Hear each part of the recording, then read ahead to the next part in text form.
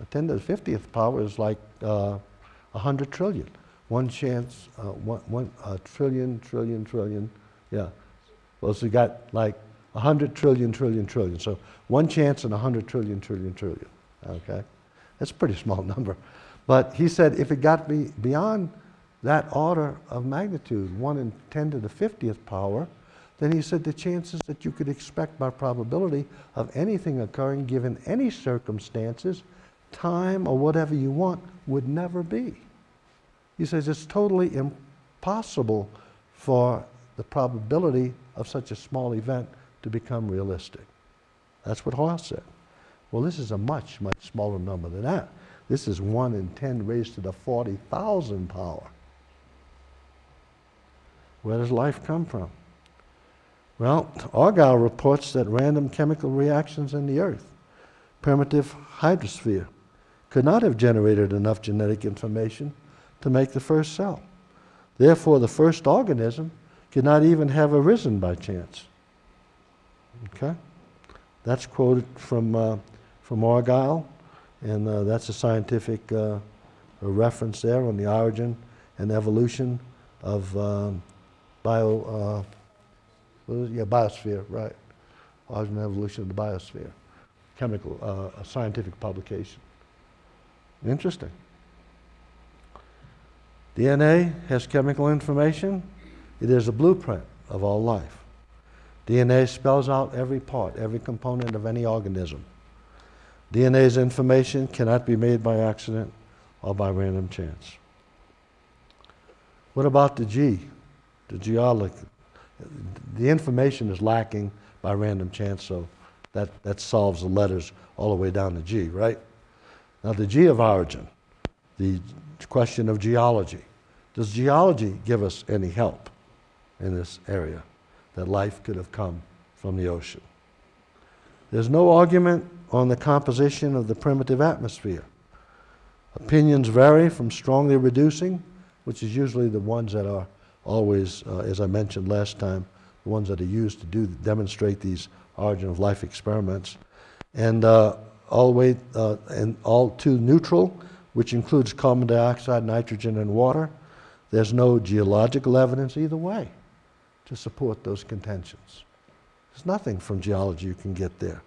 Although it is generally accepted that oxygen was absent. That's just an accepted generality. There's no proof. There's no verification of that. So we don't know, technically, what the primitive atmosphere really was. Nobody does. But we know whatever it was sufficient to sustain God's doing. It's what he was doing.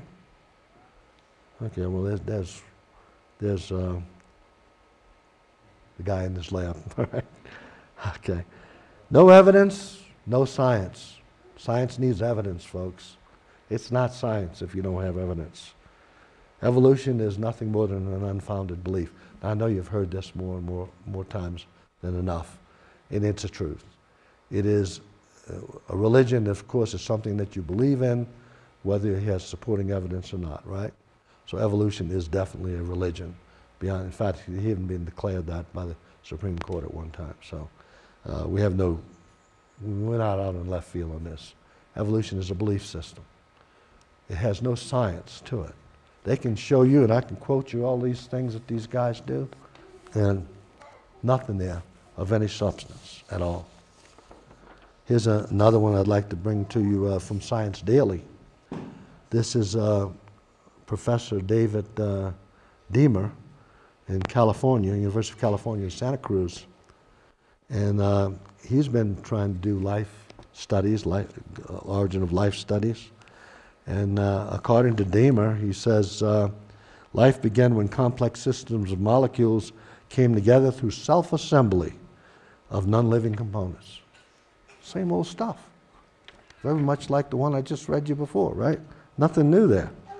A useful metaphor for understanding how this came about, he says, can be found in combinatorial chemistry as we approach thousands of experiments and are carried out in parallel by robotic devices. Oh, robotic devices. Gee, there's no control there, is there? I mean, you talk about doing it by random chance, you're going to have these reactions carried out by robotic devices? Who designed the robotic devices? Who programmed the robotic devices to do the chemistry? I mean, come on, how dumb do they think we are? Let's face it. Here's the key part. Life began when one or a few protocells happened to have a mix of components that could capture energy and nutrients from the environment and use them to grow and reproduce. La-di-da. Efforts to replicate this process in the laboratory are still in their infancy, and they'll stay that way, believe me.